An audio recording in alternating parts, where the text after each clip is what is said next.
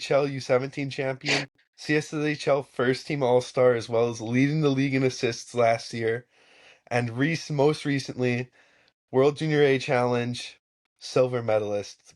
Ben Deacon, thanks for joining the show. Deeks is my guy. I had to get him on the show here, so super excited. Yeah, thanks for having me. So yeah, I don't know if Carson, you want to kind of kick her off here, but we we really want to hear about your experience there at the World Junior A Challenge. Yeah, I mean, do you kind of want to just walk through the process, like the selection process for that, and how you got, like, did you get a phone call or whatever? Yeah, it was kind of last minute, I guess. Through the selection process, the team came out already, and then someone had got injured, unfortunately, and then I got a call from the coach and saying that I got called up and that I'll have to be leaving for Quebec in 2 days. So I had to do a bunch of Team Canada stuff, got all prepared, and then headed out the next day, basically. Well, that's sick. Like you get to do anything fun and kind of running into the next question we kind of have for you here. You get to like kind of walk us through that whole week. Did you get to do anything fun in Quebec? It was a lot of like spending time with just the boys, really. It was between more the hotel and the rink because you're always so busy 24/7 with either practice or team builder or just getting your rest because it's a pretty heavy tournament. So, yeah. So like overall, do you want to just kind of walk us through the week and how that whole week played through? Because you guys obviously start off with some exhibition games and then go into the tournament and you practice before. So do you want to kind of walk the listeners through what a week at the World Junior A Challenge is like? Yeah, so when I got there, it was pretty quick turnaround for me. It was morning, went to bed, woke up, ate quick breakfast, went to our morning skate, just hopped on the ice, get some touches, then went home, ate some lunch, rested up for the game, went back probably 2 hours for our first pre-game. Yeah, so then we played two pre-tournament games. We played one, it was out of town. It was like a sold out barn against the Americans, so that was a pretty cool experience. And in between the pre-tournament and the real tournament, we had like a couple practices, just pretty long, like 2 hours, just getting on the ice, working on systems, getting prepared for the games, and then just headed right into the tournament, really. That's sweet.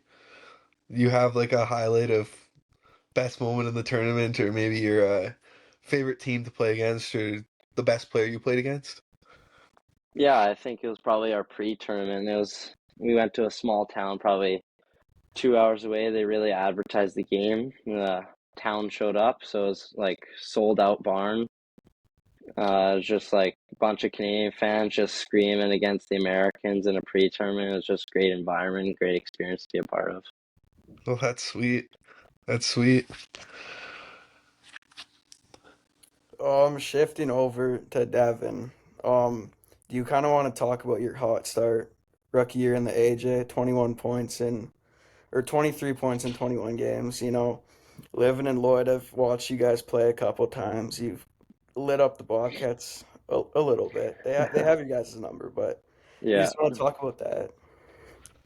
Yeah, I just think coming into the season, I just wanted to make a statement and show that, especially playing against older guys, that I deserved to get some ice time and that I had to prove myself in the league to start off. So I just wanted to come back after my season and just keep pushing because I felt like there's no need to hold back and just take every opportunity that's given. So I just hot start, got some good touches with the puck, got some good opportunity, and just ran with it, really.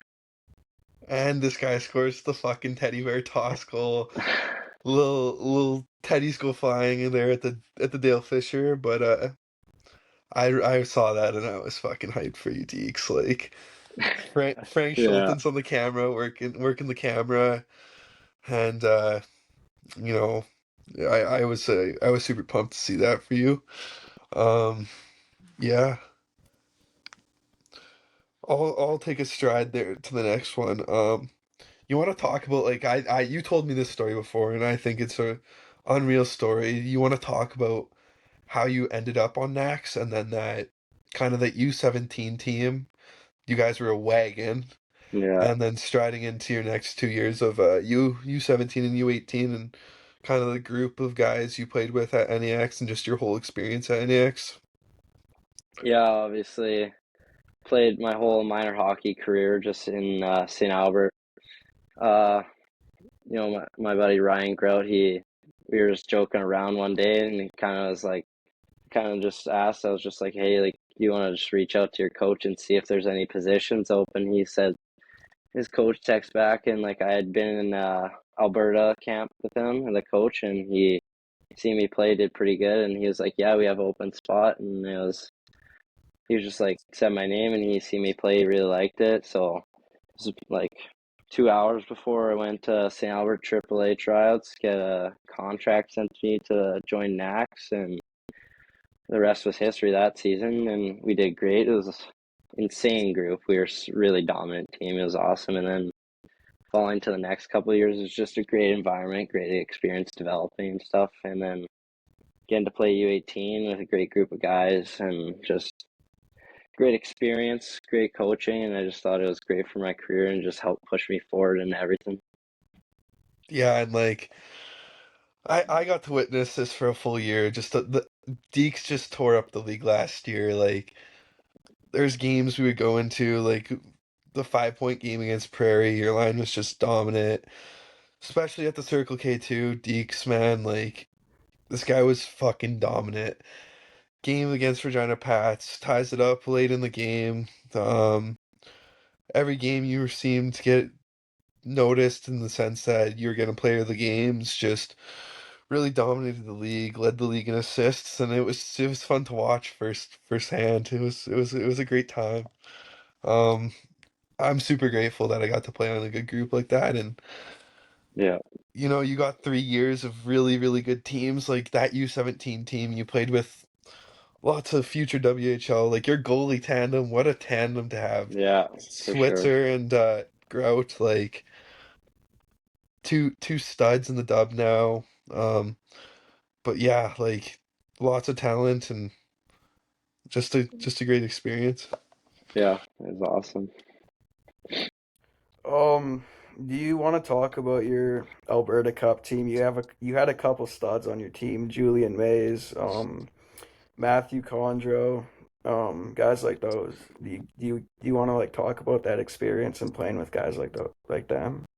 Yeah, for sure. Like that was probably my first taste of like real competitive competition getting selected for that, and it's just like great experience seeing how high caliber guys were going to that draft year and all that, and just seeing like these are the players for the next few years that you're gonna hear their name making an impact in the leagues above, and it was just like awesome to be a part of and watching on the ice as they go, and it was just a great experience through that whole week being there. It was awesome. And I remember, so this is a funny story. So Team Gray plays against Team Blue, and my team is like, I don't know, we weren't very good. Like we had like top end talent. Like Coots was disgusting, and like Dagenstein and then Ruff were like our top guys, and then we kind of had to fall off.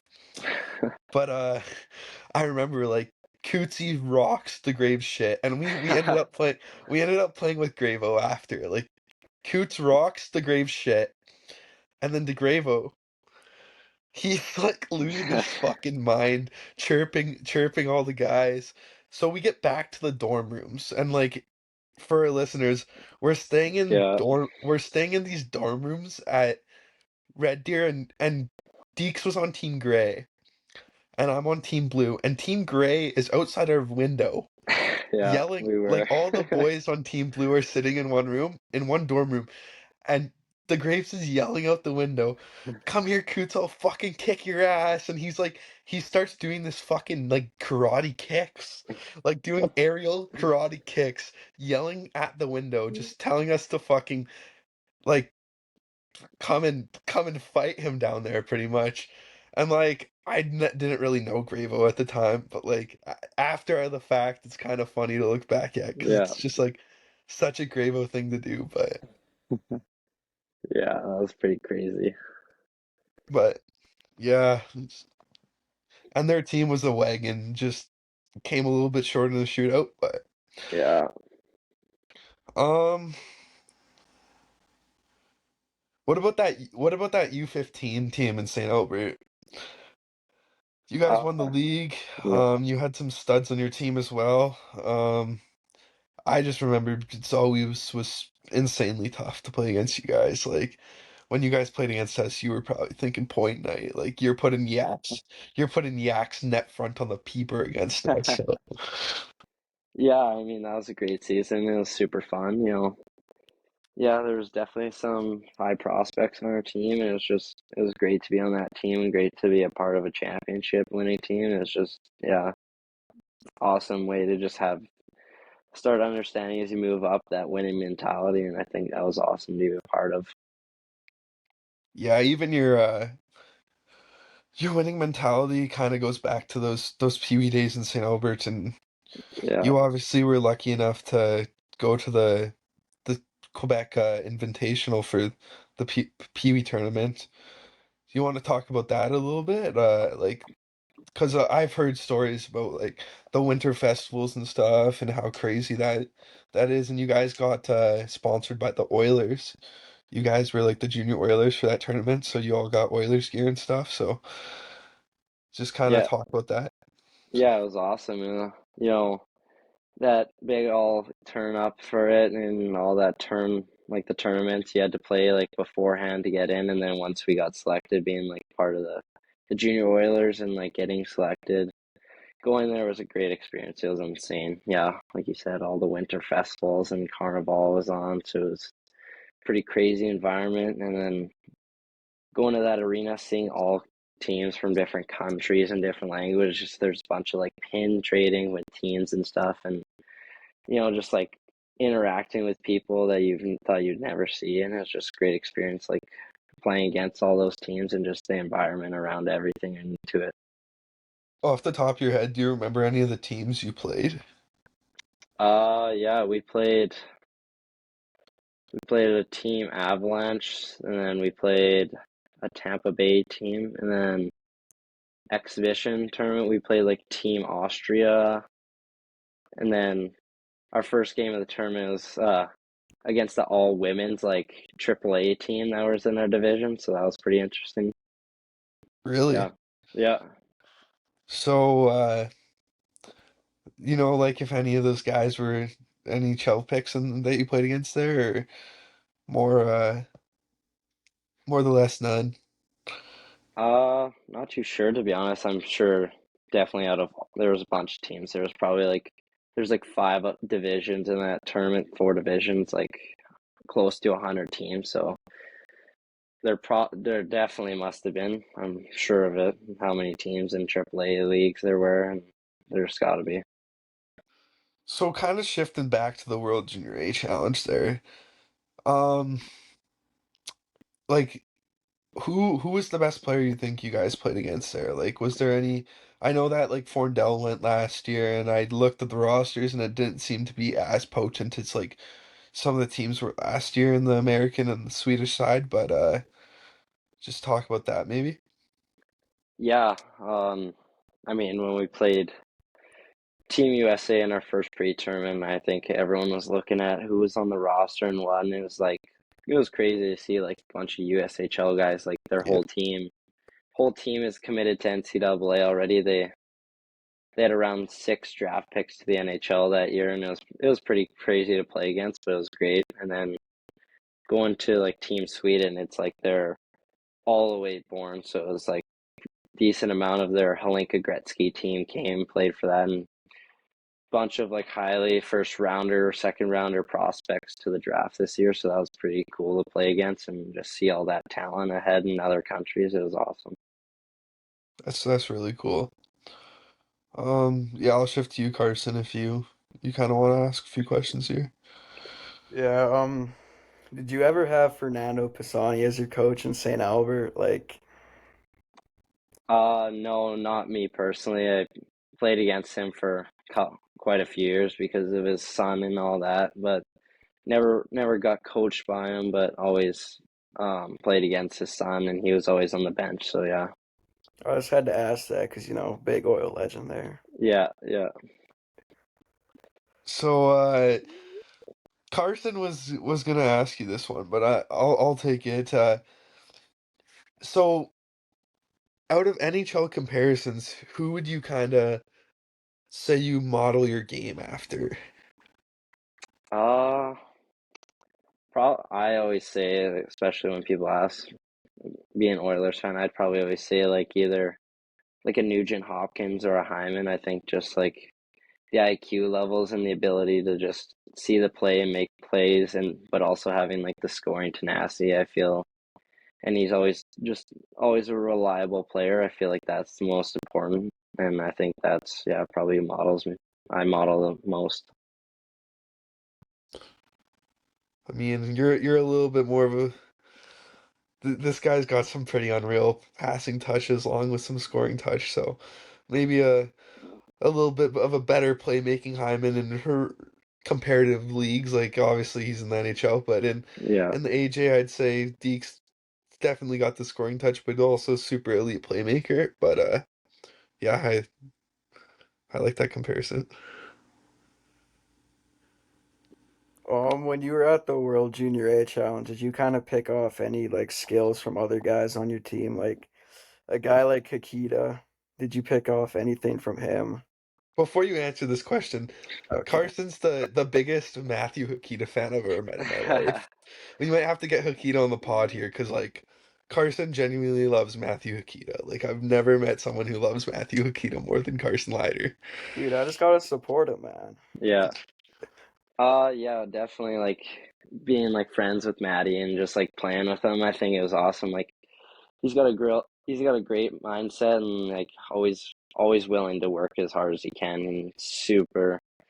Anytime he's got the puck, Maddie's always moving his feet. He's one of the fastest players no matter what who's out there. He's always one of the fastest. I think just making opportunity happen with his feet. I think that's makes him dominant and helped him out in that tournament for sure.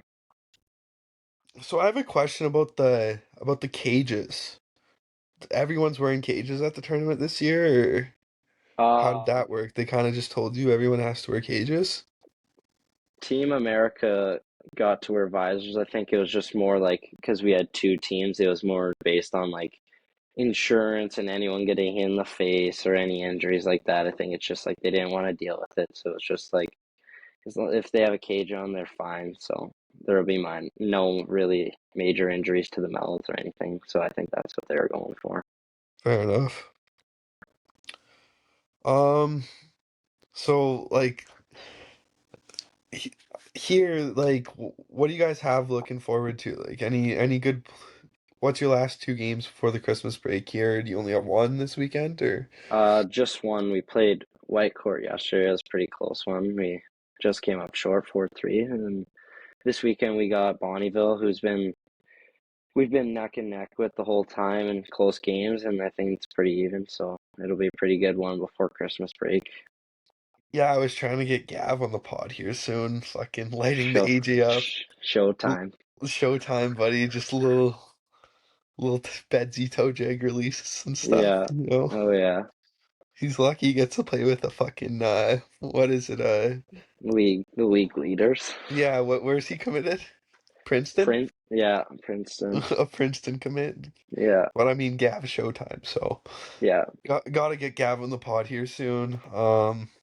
Yeah. You know, so you got any plans over the holidays with your family and stuff? Maybe some little Christmas traditions you do usually, or Uh, I think it'll just be more for me, just like hanging around here, just finally taking some time off. It's been pretty busy couple last months, so I think just taking the time to myself and just hanging out with family. I think that's just the plan of action for me. I'd say so. yeah. I mean,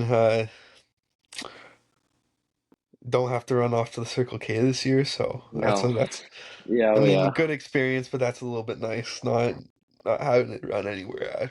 2 days, yeah, a for day sure. after Christmas. So Yeah, me and Deeks were roommated at the Circle K, and we absolutely pigeon tossed our absolute stud second round defense WHL defenseman. He's telling us after games. Yeah, I talked to some schools after the games. I'm fucking didn't talk to any fucking junior teams, let alone NCAA schools. Deeks was different, but fucking I'm sleeping in a bed and we got this little kid sleeping on the couch all weekend. Yeah. But yeah, Carson, I'll slide over to you. Yeah, I guess speaking of the Circle K challenge, do you want to kind of talk about playing against a guy like Maddox Schultz? Because you guys played them in the semis, right? Yeah, we Yeah. did. Or quarters. Yeah, do you want to kind of just like talk about playing a guy like him? Yeah, I think it's super cool. I think like especially him being underage and the spotlight he had, he definitely like took advantage of it and showcased that even no matter the age, he was still one of the most dominant out there and just like he was scoring at will. I think it was just crazy to watch and it was crazy to see how him and his other teammates just were just pretty dominant and effective the whole tournament. It was awesome. I think the craziest was the Pens Elite played Regina right before our game, Yeah, what a in crazy the game. like Sweet 16 round, and it was the craziest single performance I've ever seen a hockey player Yeah, put up in their life. I think he kind of had minimal gas left in the tank against us because kind of shut him down a little bit. I don't think yeah, he might have had a point against us, but yeah, I think so. we pulled through. But he's probably one of the most dominant performances I've ever seen before in that Sweet 16 round. 4 goals, 2 assists. Yeah. Um, Shifting to the oil, back to the oil. We know you're oil fan. You got some pictures behind you. What's your thoughts on the Stu Skinner Jari trade?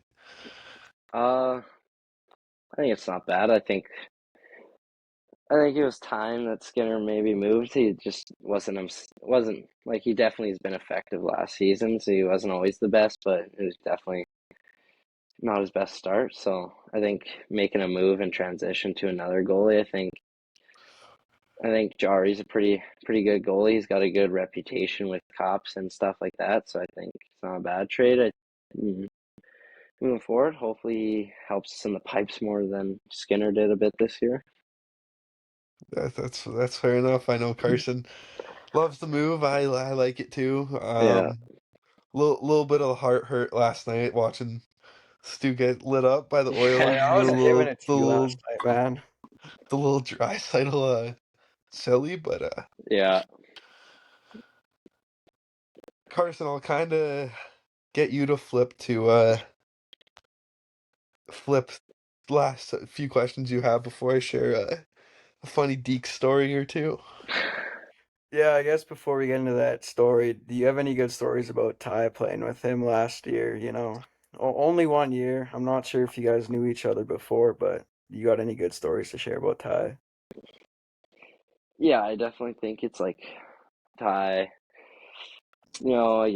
against like Edge, we played a couple games and he was like we were going into it, Ty was pretty calm and just relaxed and not thinking anything, I think. And he had a big game. He scored tuck 4 goals that game. I was probably the most hyped on the bench and I was just fired up for it. I loved it. And then yeah, probably like Circle K, it was just awesome. We were just shooting it in the room always and just it was just a great time, talking to his bird, his old bird, and it was just so much fun. We would just mess around with our roomie a lot. Yeah, it Yeah, was just so funny. It was awesome. I might have had a little toy that I brought, and it was kind of fucking weird, but Yeah. I got a good fucking story. This is hilarious. Okay, so I'll set the scene for you guys. Um, so first semester of or like of high school, last year of high school, or 12th grade year, me and Deeks have math together with one of our other teammates, Carter Ellsworth, and we got a few of the Devon Extreme guys that were playing Devon Extreme last year, like Smitty, Norsey, and Wency. And there's only like 11 or 12 kids in our class, eh? Yeah, probably There was around there. two there was two chicks that were on the girls team that we were kind of buddies with, and there was 6 of us that played boy like on either the Devon Extreme or the U18 team, and then there's probably 6 locals. And we became like we were chill with the locals, like so we're like I'm a little bit of a brick. Like Deeks is definitely smarter than me, but like I'm a little bit of a brick, but I still did decent in high school. Like I got in the Yeah. 70s, like but then there's LZ, and LZ's just a fucking idiot. LZ's like actually like talking to a brick wall.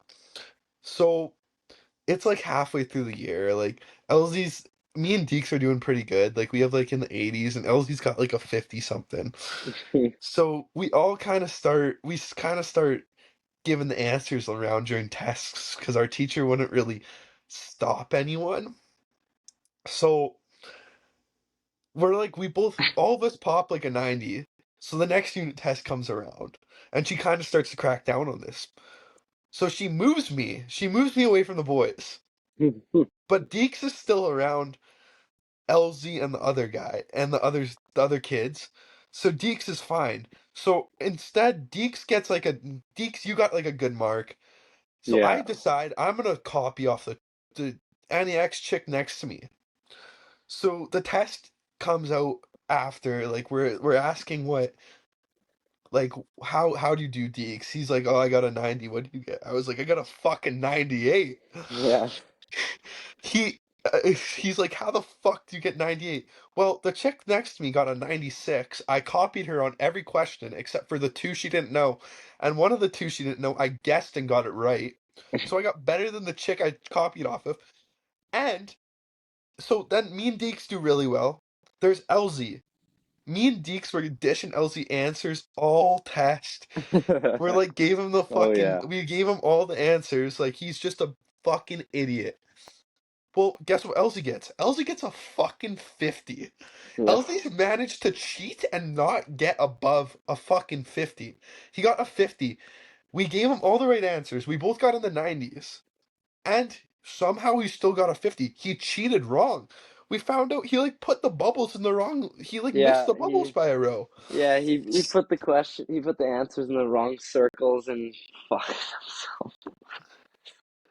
Oh So man. me and Deke survived the class. Elsie was out of it about a week later after his mark dropped down below 50, but you know, never a dull moment in that class, that's for sure. No.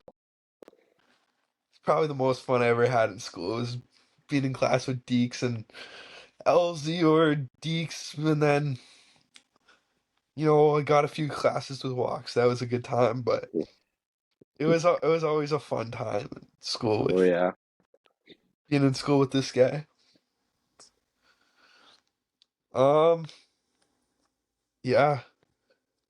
I texted Rosie and I was like asking him. I was like, "Yeah, man, you gotta get some. You gotta want me to tell any Deke stories?" And I was like, he's like, "Oh man, I can't think of any off the top of my head." But It's yeah, good. It's good. you don't want a Rosie story. No. You don't. Another one I have is